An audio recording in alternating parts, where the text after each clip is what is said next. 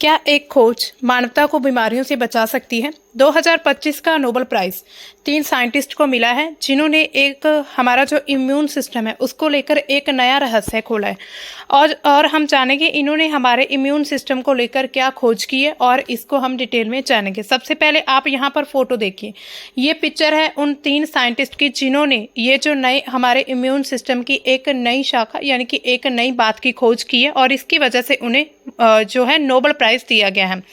अब देखिए इनमें जो सबसे पहली हैं जो महिला है मैरी ई बंकरो, वो एक अमेरिका की वैज्ञानिक हैं जिन्होंने स्कर्फी म्यूटेशन इसकी पहचान की जो कि रेगुलेटरी की कोशिकाओं की कमी से जुड़ी हुई है। तो ये अलग अलग इन्होंने जो खोज की है उसको चलते हमारा जो इम्यून सिस्टम है उसकी एक नई बात पता चली है।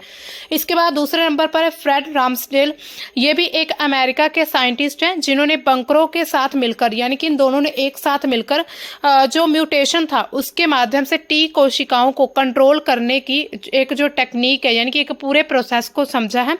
इसके बाद शियोमेन सकागुची, ये जापान के साइंटिस्ट हैं, इन्होंने 1990 के दशक में रेगुलेटरी टी कोशिकाओं की इन्होंने डेफिनेशन दी थी 1990 में और उनके जो कार्य हैं उनको प्रमाणित किया था। तो इसकी वजह से अब इनको नोबेल प्राइज दिया जा रहा है।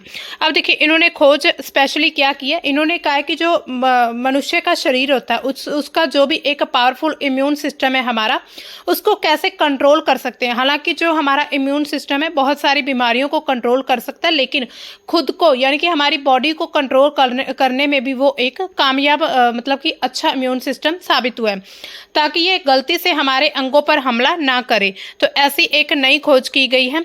अब देखिए इस खोज का महत्व क्या है, ये हमें कैसे बीमारियों से बचा सकती है। तो ये जो है ऑटो इम्यून जो रोग होते हैं यानी कि कैंसर जैसे रोग, उनसे इलाज करने में मददगार साबित होगी। जो है बेक्रो, रामस्टेल और सकागुची, इन्होंने इम्यून सिस्टम के सुरक्षा गार्ड यानी कि रेगुलेटरी टी सेल्स की पहचान की है। जो हमारा इम्यून सिस्टम है उसकी भी एक तरह से सेल होते हैं जो उसकी सुरक्षा करते हैं, उनको टी रेगुलेटरी सेल्स कहा है, जिन्होंने कहा है कि ये क्या चीज़ सुनिश्चित करते हैं कि इम्यून सेल जो है हमारे अपने शरीर पर हमला नहीं करें।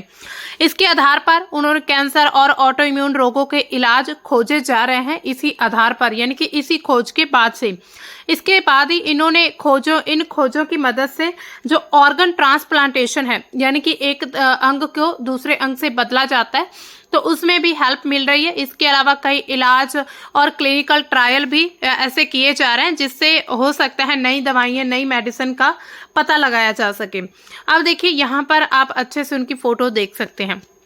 अब देखिए हमारा जो पेरिफेरल इम्यून टॉलरेंस क्या होता है, तो ये हमारे बॉडी की एक तरह से इम्यून सिस्टम के उस बिहेवियर को कहते हैं जिसमें वो खुद के जो टिश्यू होते हैं उस पर हमला नहीं करता, तो उसको पेरिफेरल इम्यून टॉलरेंस कहा जाता है। यानी कि एक तरह से बर्दाश्त करता है पर हमला नहीं करता।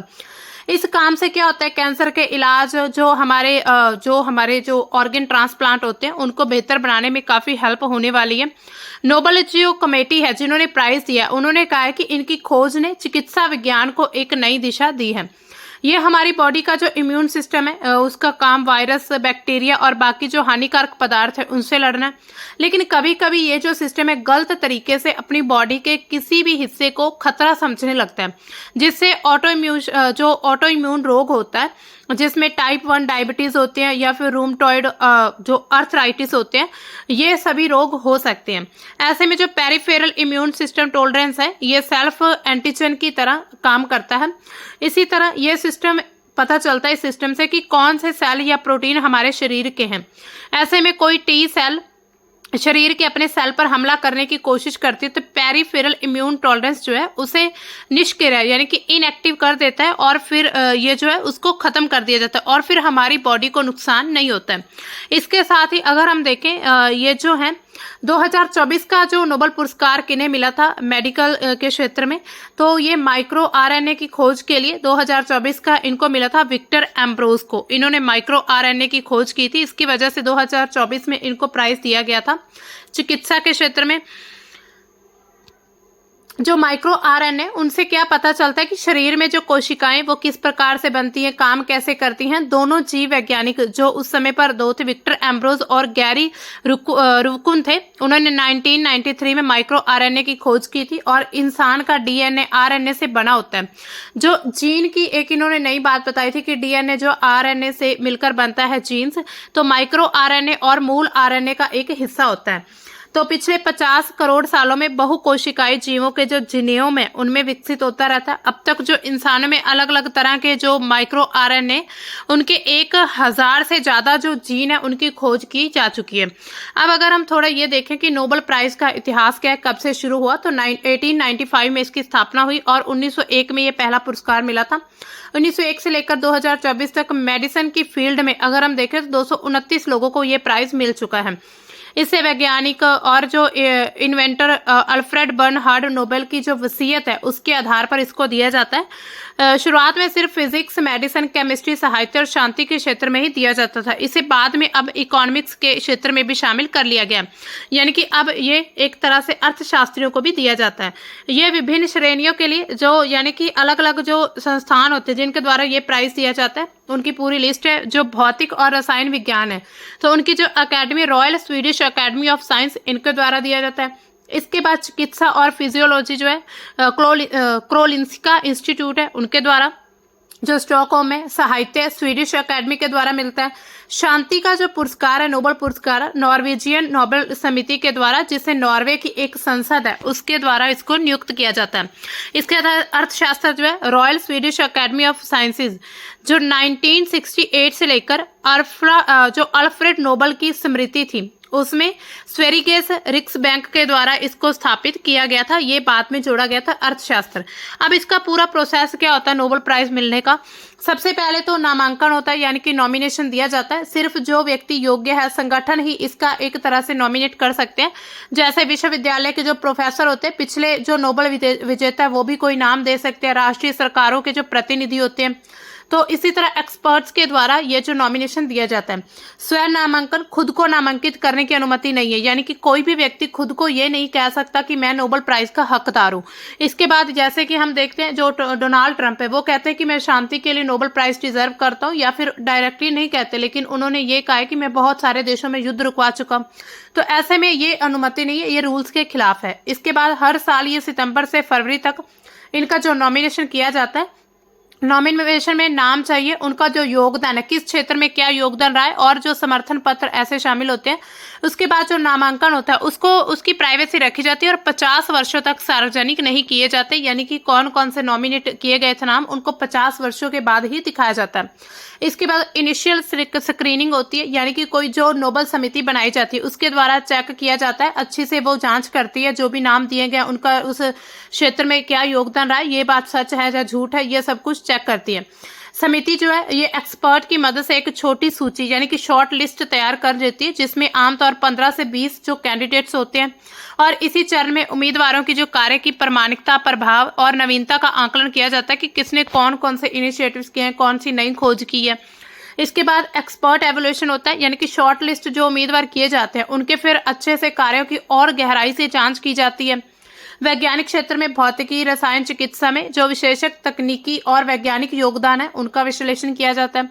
साहित्य शांति पुरस्कारों में संस्कृति, सामाजिक प्रभाव पर ध्यान दिया जाता है कि इन राइटर्स का क्या समाज पर प्रभाव पड़ा है। विशेषज्ञ जो है एक्सपर्ट अपनी रिपोर्ट फिर समिति को देते हैं और उम्मीदवारों की तुलना और सिफारिशें की जाती हैं। इसके बाद सिलेक्शन एंड वोटिंग होती है। नोबेल जो समिति है अपनी जो अंतिम सिफारिश तैयार कर लेती है और इससे संबंधित संस्थान होते हैं जिसमें रॉयल स्वीडिश अकेडमी या क्रोलिंस्का इंस्टीट्यूट, उनके सामने इनको प्रस्तुत किया जाता है। फिर जो भी संस्थान के सदस्य होते हैं वो वोटिंग करते हैं और बहुमत से जो विजेता उसका चयन हो जाता है कि किसको सबसे ज्यादा वोट्स मिलते हैं। और शांति पुरस्कार के लिए नॉर्वेजियन नोबेल समिति ही अंतिम निर्णय लेती है, यानी कि एक ऐसी समिति है नॉर्वेजियन नोबेल समिति जो शांति पुरस्कार के लिए इसके द्वारा फैसला लिया जाता है। इसके बाद अनाउंसमेंट होती है, हर साल अक्टूबर में इसकी अनाउंसमेंट होती है। अभी भी आपने देखा अक्टूबर चला और 6 अक्टूबर को ये अनाउंसमेंट की गई कि इन 3 साइंटिस्ट को ये जो है नोबेल पुरस्कार दिया जाएगा। इसके बाद हर एक श्रेणी की घोषणा अलग अलग दिनों में स्टॉकहोम में होती है, यानी कि जैसे आज जो है साइंस के क्षेत्र में जो अवार्ड है उसको घोषित किया गया। इसके बाद अवार्ड सेरेमनी होती है जो 10 दिसंबर को दिया जाता है। इसके बाद जो स्टॉकहोम में ये पुरस्कार मिलता है, वहां पर एक स्वर्ण पदक यानी कि सोने का एक जो पदक मिलता है, डिप्लोमा और साथ ही नगद राशि लगभग 11 मिलियन स्वीडिश क्रोना, ये एक वहां की करेंसी है स्वीडन की, जो विजेता के बीच बांटी जाती है जितने विजेता होते हैं। अब देखिए ये पूरे पड़ाव दिए गए हैं। नोबेल पुरस्कार जो होता है वो 6 क्षेत्रों में भौतिक, रसायन विज्ञान, चिकित्सा, साहित्य, शांति और अर्थशास्त्र इसको बाद में शामिल किया गया था। इसके अलावा यहाँ पर आप देख सकते हैं महात्मा गांधी जी शांति के अवार्ड के लिए 5 बार नॉमिनेट हुए थे, पर उन्हें ये पुरस्कार मिल नहीं पाया था। 1937 में 38, फिर 39, 47 और 48 इनमें ये जो थे यानी कि इनको नॉमिनेट किया गया था। इसके अलावा ये जो पिक्चर्स लगी हैं, ये जो नेता मतलब एक प्रकार के जो इटली के तानाशाह हैं बेनिटो मुसोलिनी, जर्मन के एडोल्फ हिटलर और रूस के जोसेफ स्टॉलिन, तो ये भी नॉमिनेट हो चुके हैं। हालांकि इनको अवार्ड नहीं मिला लेकिन इनका नॉमिनेशन भी दिया गया था। इसके बाद अगर हम भारत के विजेताओं की बात करें तो भारत में कुल जो है 5 जो पूरे भारतीय हैं, जो मतलब भारतीय विजेता हैं वो 5 हैं। इसके अलावा अगर हम देखें कि भारतीय मूल के यानी कि जो NRI होते हैं या फिर मतलब कि भारत के मूल के होते हैं लेकिन बाहर किसी और कंट्री की उन्हें सिटीजनशिप मिल जाती है, तो ऐसे 4 व्यक्ति हैं। तो यानी कि कुल मिलाकर भारतीय मूल के 9 व्यक्तियों को ये नोबेल प्राइज मिल चुका है। इसमें जो है रविंद्रनाथ टैगोर साहित्य के क्षेत्र में इन्हें मिला है। इसके साथ ही गीतांजलि काव्य संग्रह के लिए मिला था। CV रमन 1930 में इनको भौतिक विज्ञान में मिला था। मदर टेरेसा 1979 में इन्हें शांति पुरस्कार मिला था। इसके बाद जो अमर्त्य सेन है उन्हें अर्थशास्त्र के क्षेत्र में मिला। कैलाश सत्यार्थी को शांति के लिए पुरस्कार दिया गया। इसके बाद जो भारतीय मूल के हैं 4 हैं, तो टोटल 9 विजेता हैं जिनको भारत के लोगों को मिल चुका है। हरगोविंद खुराना जो है ये चिकित्सा के क्षेत्र में इन्हें मिला, आनुवंशिक कोड की इन्होंने व्याख्या की थी। इसके बाद सुब्रह्मण्य चंद्रशेखर इन्हें भौतिक के खोज में मिला। वेंकटारामन रामकृष्ण रसायन विज्ञान में, अभिजीत बनर्जी इनको अर्थशास्त्र में मिला है। अब देखिए इसमें कुछ महत्वपूर्ण बातें होती हैं नोबेल प्राइज को लेकर। जो गोपनीयता यानी कि प्राइवेसी रखी जाती है, निष्पक्षता रहती है, जो समिति होती है वो बिल्कुल निष्पक्ष तरीके से वोटिंग करती है और स्वतंत्र विशेषज्ञों की राय लेती है, यानी कि जो किसी एक तरफ झुकाव न हो, ऐसा न हो जिनको नॉमिनेशन दिया गया उनको कोई मित्र दोस्त से ही सुझाव लिया जा रहा हो तो ऑब्वियसली वो अपने दोस्त का नाम ही बताएगा। तो इसी तरह निष्पक्ष तरीके से ये चुनाव किया जाता है। अल्फ्रेड नोबेल की जो वसीयत है उसके हिसाब से ये प्राइज मिलता है, यानी कि उन्होंने मानवता के लिए सबसे बड़ा लाभ इसको प्रदान किया था। इसके बाद कुछ लिमिटेशंस भी रहती हैं। एक श्रेणी में अधिकतम 3 व्यक्तियों को पुरस्कार दिया जाता है, यानी कि जैसे अभी हम देख रहे हैं साइंस के फील्ड में सिर्फ एक समय पर 3 व्यक्तियों को ये प्राइज मिल सकता है और यह मरणोपरांत नहीं दिया जाता, यानी कि इसको अगर हम देखें तो मरने के बाद किसी को ये प्राइज नहीं मिलेगा, सिवाय इसके कि विजेता की मृत्यु घोषणा के बाद लेकिन समारोह से पहले हो। जैसे कि अभी अनाउंस किए गए, मान लीजिए इनमें से अगर किसी की मृत्यु हो जाती है तो अब उसको प्राइज मिलेगा क्योंकि उसका नाम पहले ही अनाउंस हो चुका था। तो इसी तरह पूरा ये नोबेल प्राइज का प्रोसेस चलता है। अब देखिए ये जो नई खोज की गई है हमारे इम्यून सिस्टम को लेकर, क्या ये सचमुच में मतलब काफी हेल्पफुल साबित होने वाली हमें बीमारियों से बचाने के लिए? तो ये आपकी इसके बारे में क्या राय है, आप हमें कमेंट सेक्शन में बता सकते हैं। और ही ऐसी महत्वपूर्ण जानकारी के लिए हमारे चैनल को सब्सक्राइब करें, इस वीडियो को लाइक करें, शेयर करें। तो मिलते हैं दोस्तों हम अपने नेक्स्ट करंट के टॉपिक में, तब तक के लिए बाय, थैंक्स फॉर वॉचिंग।